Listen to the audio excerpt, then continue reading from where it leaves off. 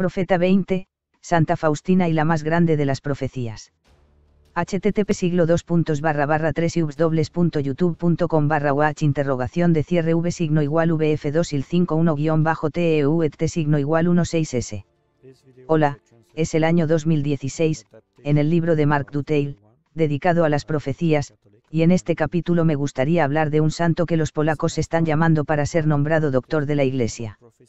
Una santa que todavía es poco conocida en Francia, que se llama Santa Faustina y que es el apóstol de la misericordia. Santa Faustina se llama de hecho Faustina Kowalska. Es una monja polaca que murió a la edad de 33 años, en la década de 1930 en Polonia.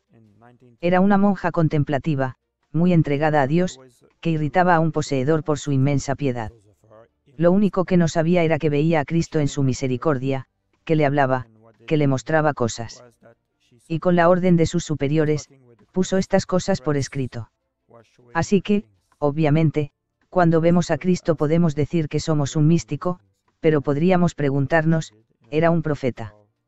Por ejemplo, ¿anunció la Segunda Guerra Mundial que asoló su país? No, en absoluto. En este sentido, no hay ninguna profecía en Santa Faustina, sino algo más profundo, el motivo profundo de la profecía. Es decir, que esta pequeña mujer religiosa avanzará la teología de una manera increíble. Va a proponer algo que los grandes médicos antes que ella, todos sin excepción, nunca habían visto. Y lo cuenta de forma muy simple, en un pasaje de su pequeño diario, donde saca a la luz, por obediencia, sus visiones. Este es el pasaje del número 1697. No se presta así a demasiados intereses, pero de hecho es fundamental. Dice esto sobre los que mueren: a menudo acompaño a las almas moribundas y les consigo la confianza en la misericordia de Dios. Le ruego a Dios que les dé a todos la gracia divina, que es siempre victoriosa. La misericordia divina llega al pecador más de una vez en el último momento, de una manera extraña y misteriosa. Por fuera, creemos que todo ha terminado, pero no es así. El alma iluminada por un poderoso rayo de gracia suprema se vuelve a Dios con un poder tan amoroso que en un instante recibe de Dios el perdón de sus faltas y su castigo. No nos da externamente ningún signo de arrepentimiento o contrición, porque ya no reacciona a las cosas externas. Qué insondable es la misericordia de Dios. Pero qué horror. Hay algunas almas que voluntaria y conscientemente rechazan esta gracia y la desprecian. Ya es el momento de la agonía. Pero Dios en su misericordia le da al alma en su corazón interior este momento de claridad, y si el alma lo quiere, tiene la posibilidad de volver a Dios.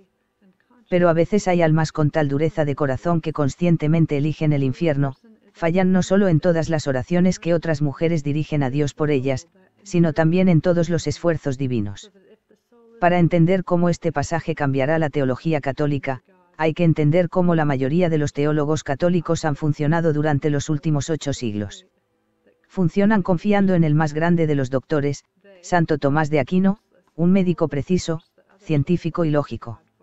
Alguien que razona la teología y que es obviamente más brillante que cualquier otra cosa, hasta el punto de que un papa, creo que fue el Papa San Pío X, solía decir que un año en Santo Tomás de Aquino era mejor que el resto de su vida en cualquier otro autor. El problema es que Santo Tomás de Aquino razona lo mejor que puede, al servicio de la palabra de Dios y en relación con el destino de los que llegan a la hora de la muerte. Razonan sobre la base de los dogmas, dice, es muy simple, ya que un dogma dice que después de la muerte es demasiado tarde, un hombre no puede cambiar.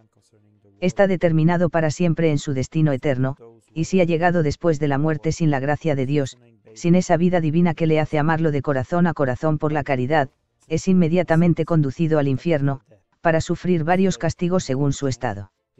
Y así, según Santo Tomás de Aquino, es muy simple: un hombre que por ejemplo muere de un ataque al corazón, y por alguna razón no ha conocido a Dios, va al infierno.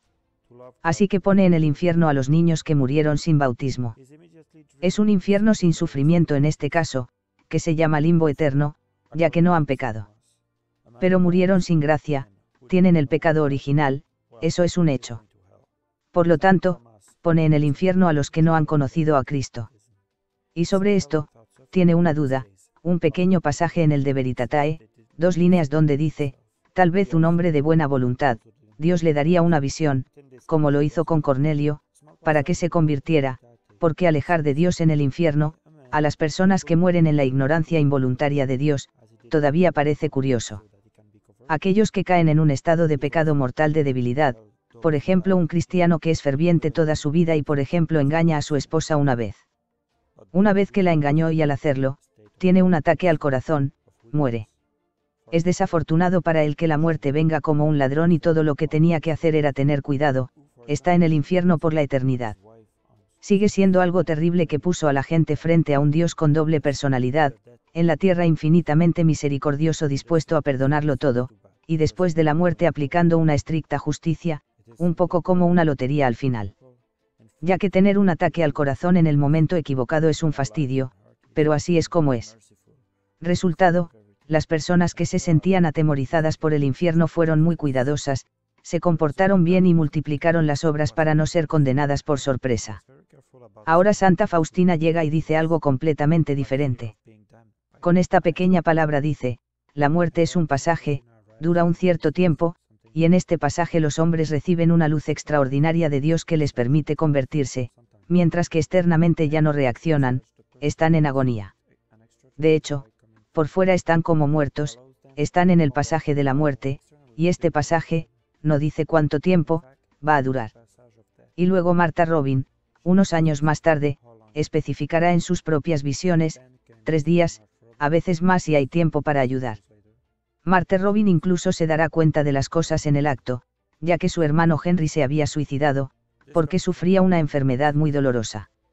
Ella va al purgatorio a buscarlo y no se ir del purgatorio hasta que él haya entrado en la visión beatífica.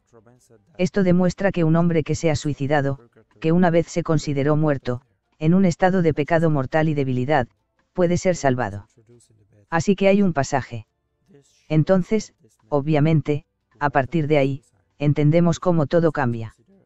El problema es que Santa Faustina murió a la edad de 33 años, en la década de 1930, y que su escritura, que no se parece a nada, termina siendo conocida, difundida por los polacos que traducen al francés, y así sucesivamente. Y termina llegando al Vaticano. Así que en el Vaticano, esta historia de la iluminación final a la hora de la muerte, ya ha sido analizada en relación a cierto sacerdote, precisamente en los años 30, el padre Getino. Fue condenado porque también apoyó otras tesis que se oponían realmente a los dogmas. Así que el cardenal Ottaviani llega como prefecto del Santo Oficio y recibe los escritos de esta hermana que le son denunciados, defiende la iluminación final a la hora de la muerte. Entonces va a ver al Papa Pío XII, y le dicen, sus libros deben estar en la lista negra, y Pío XII se niega a firmar. Pero Pío XII muere y llega el buen Papa Juan XXIII. Así que vuelve a la carga, va a verlo, dice, ahí está, apoya una tesis insoportable, que es obviamente sospechosa por decirlo menos, que se opone a Santo Tomás de Aquino, a saber, una iluminación final de la muerte. ¿A dónde vamos si la iluminación final a la hora de la muerte? ¿Qué sentido tiene hacer esfuerzos para convertirnos, ya que podemos convertirnos en cualquier momento? Y el Papa Juan XXIII, que no sabe mucho de teología, que es mayormente un pastor, acepta. Y así los libros de Santa Faustina están en la lista negra. Están en la lista negra del cardenal Ottaviani, y ella permanecerá allí durante 20 años, hasta que la providencia se despierte, y alguien de Polonia, el Papa San Juan Pablo, el Grande, sea elegido. San Juan Pablo II conoce los escritos de Santa Faustina y sobre todo no tiene esos prejuicios tomistas, esa precisión teológica del cardenal Ottaviani. Lo que ve es que obviamente todo en su vida es sagrado, y por lo tanto saca sus escritos del índice, obtiene información sobre esta historia de la iluminación final, ve que de hecho no hay ningún dogma que condene. Está en discusión. Está la opinión de Santo Tomás de Aquino, ahora está la de Santa Faustina. Está haciendo canonizar a Santa Faustina y los obispos polacos van más allá, pidiendo que sea doctora de la Iglesia en 2016. Este es el nacimiento de la misericordia, es de hecho la victoria póstuma de Santa Faustina, misionera de la misericordia. El Papa Francisco, por casualidad de la providencia, no dejaría de descubrir esta historia de la hora de la muerte como un pasaje, donde Cristo nos persigue con su misericordia, hasta que voluntaria, lúcida y lúcidamente lo rechazamos o lo aceptamos. En ese momento, de repente, todo debería quedar claro, es decir, que en el infierno solo hay un pecado, que muchos obviamente cometen, ya que ya no tienen miedo del infierno. Ven que es el lugar del amor propio, llevado al punto del desprecio por Dios y el prójimo, de la libertad exaltada. Los grandes pecadores se dirigen al infierno porque lo eligen, desprecian a este Dios que aparece a la hora de la muerte, y cuyo paraíso está fundado en el amor a Dios y al prójimo, empujado hasta el desprecio de sí mismo, el olvido absoluto de sí mismo, hasta el punto de la kenosis. Así que se puede ver que Santa Faustina, que parece no ser nada, una pequeña monja en las profundidades de Polonia, es una de las más grandes profetas, y creo que un día será una doctora de la Iglesia, en lo que se refiere a la doctrina de la salvación. Esa es la verdadera profecía cristiana, ¿de dónde viene esta intuición? De Cristo, simplemente se lo mostró. Dice, a menudo acompaño a las almas moribundas. Entonces, ¿qué se puede decir? Y aunque ella, una pequeña hija de Dios, porque ha visto el reino de los cielos, sabe 1000 veces más que Santo Tomás de Aquino con todos los razonamientos de la filosofía y la teología. Esto no significa que debamos despreciar a Santo Tomás de Aquino, ni mucho menos. Le permite a uno ser inteligente en la fe. Pero Santo Tomás de Aquino lo dijo, lo que enseño es para principiantes. Los perfectos, en el orden de la profecía, son aquellos que viven la vida mística, de la gracia, y por lo tanto alguien como Santa Faustina.